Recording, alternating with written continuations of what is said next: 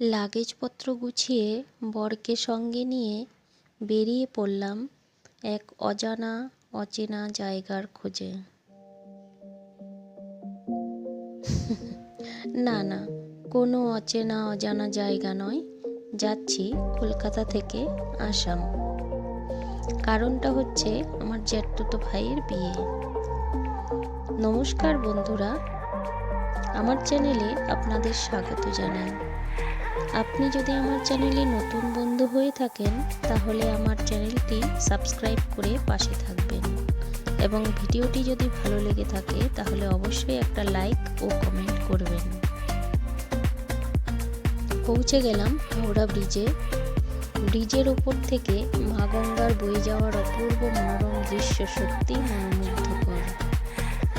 আমার কিন্তু গঙ্গার ওপর দিয়ে ফেরি বা নৌকো করে ঘুরতে খুব ভালো লাগে, মন শান্ত হয়ে যায়। যাই হোক, বকবক করতে করতে পৌঁছে গেলাম হাওড়া স্টেশন। আমার বর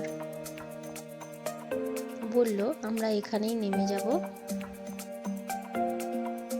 কারণ সামনে গাড়ির প্রচুর লাইন, তাই ধীরে ধীরে এগোচ্ছিল গাড়িটা,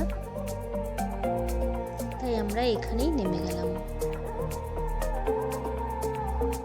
আমার বর একটা একটা করে লাগেজ নামিয়ে নিল।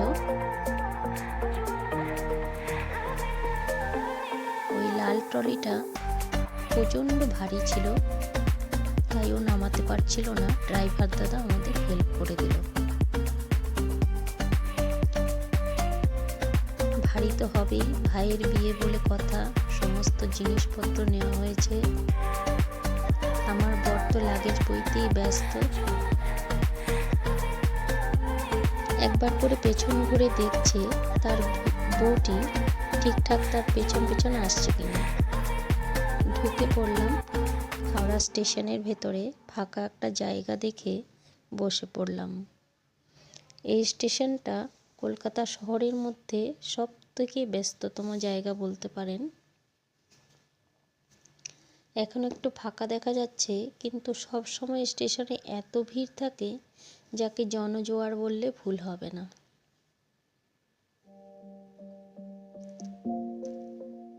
চারিদিকে মানুষ থই থই করছে, শুধু মানুষের মাথা দেখা যাচ্ছে। ট্রেনে উঠে সিট নিয়ে বসে পড়লাম। ট্রেনটি ঠিক 4:05 হাওড়া স্টেশন থেকে ছাড়ল। যাওয়ার সময় মনে একটা আনন্দ কাজ করে, একটা ভালো লাগা কাজ করে, কিন্তু আসার সময় মনটা খুব খারাপ হয়ে যায়।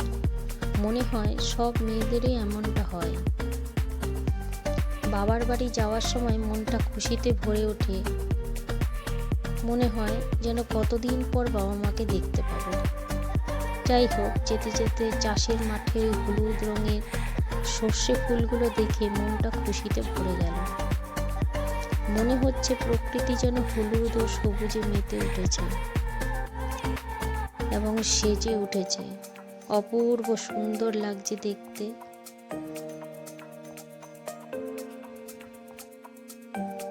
বোলপুর স্টেশন থেকে ট্রেনটা ছেড়ে দিল। রাত অনেকটা হওয়াতে আমরা খেয়ে দিয়ে শুয়ে পড়েছিলাম। একটুখানি উঠে তাই একটুখানি ভিডিও করে নিলাম বোলপুর স্টেশনটা।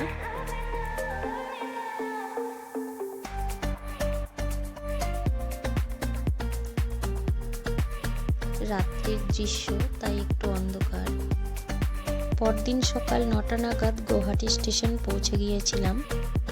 সেখান থেকে ট্রাভেলার ধরে বাড়ির দিকে রওনা হলাম। যেতে যেতে এই ব্রিজটা দেখুন, ব্রিজটা ভিডিও করে নিলাম। এটা হচ্ছে আসামের ব্রহ্মপুত্র নদীর উপরে থাকা সরাইঘাট সেতু।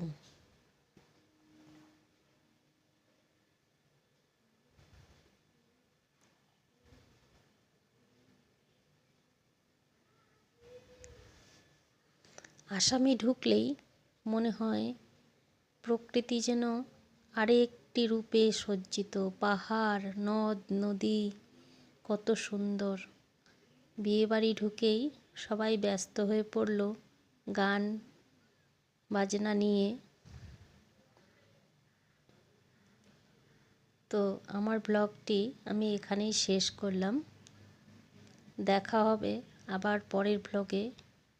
সবাই ভালো থাকবেন বন্ধুরা, সুস্থ থাকবেন।